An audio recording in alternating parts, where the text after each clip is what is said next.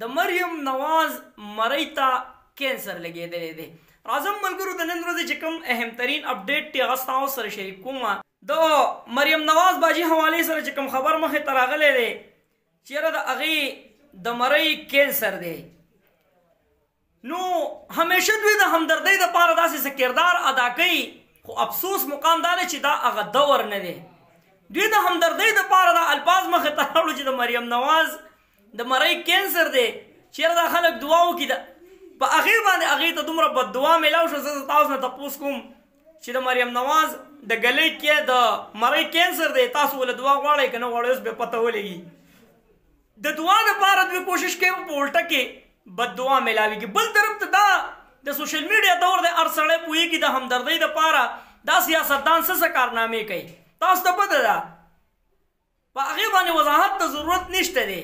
څه وخت مخکې هم د شهباز شریف حوالې سره راغلي وو، همدغه نون لیګ والا دغه پراپیګنډا ګډه کړه چېرې د شهباز شریف هم کینسر دی.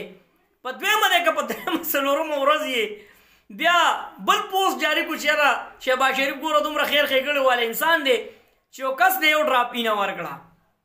نو کله چې د یو انسان کینسر چاله وینه نه ورکوي، نو اوس دا یو سیسټم ځکه چې وتعز من تشاء وتذل من تشاء د دوی سره خو دغه ځایونه وو چې کله په پاکستان کې زندګي تنګه شو دوی به هلته لاړل لندن ته، په هغه ځایونو کې به ټایم تېرو، بیا په سرکاري وسایلو باندې خصوصي تیاری بوتلې ده.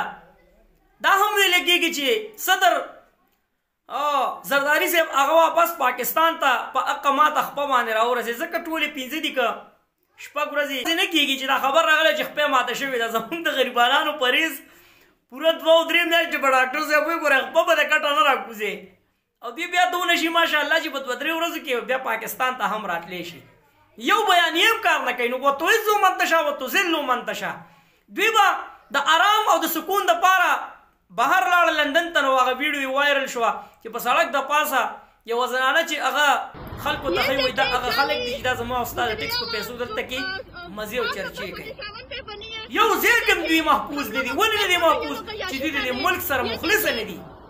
دوی د دې ملک سره لکه د عمران خان صاحب یو ورکر، یو ادنا ورکر چې په هغه د عمران خان صاحب نوم پروت وي، هغه ته په بازار کې عزت میلاوي. دا خلک چې د ملک سربراهان دي خو دوی ته عزت نه مې وجه دا غدار دی. دوی کردار هغه نه دی څه چې څوک یې وستایي. بل طرف ته ملګرو علي عادل شیخ اعلان کړی دی چې یاره که چېرې سبا موږ ته د جلسې اجازت میلاو نه شو په کراچۍ کې، نو موږ به په هر صورت باندې جلسه کوو، هر کور هر ور په هر کوڅه کې به عوام راوځي، بیا دې دوی تکړه شي او موږ دې منې کړي. بل طرف ته ملګرو سلمان اکرم راجا صاحب د جناب عمران خان صاحب چې کوم الفاظ دي هغې بهر راوړي. عمران خان صاحب وایي چې زما قوم ته ووایه چېرې تاسو به اوس ودرېږئ، د ملک چې کوم سړکونه دي نو هغه ستاسو منتظر دي، او که چېرې تاسو د خپل حقوق دپاره نه راپاسئ نو دوی به تاسو یو هغه خپل خوی به ورسره کوي او تاسو به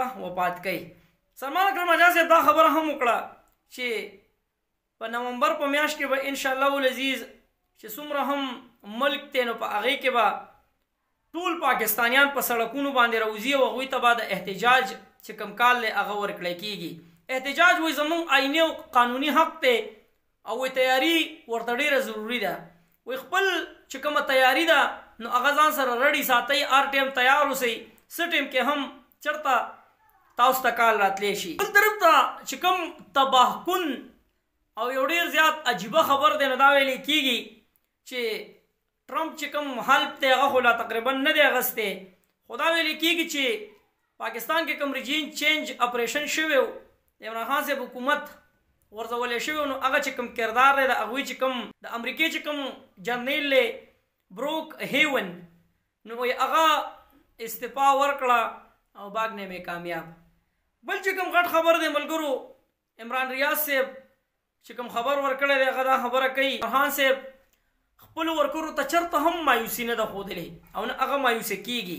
وایي نه د هغوی چې کوم ورکران دي د پی ټي آی نه د هغوی لیډر هار مني او نه چې کوم ورکر دی نو وایي نه به هغوی هار ومني، فیصله به اخري عمران خان صاحب او د هغه ورکر کوي.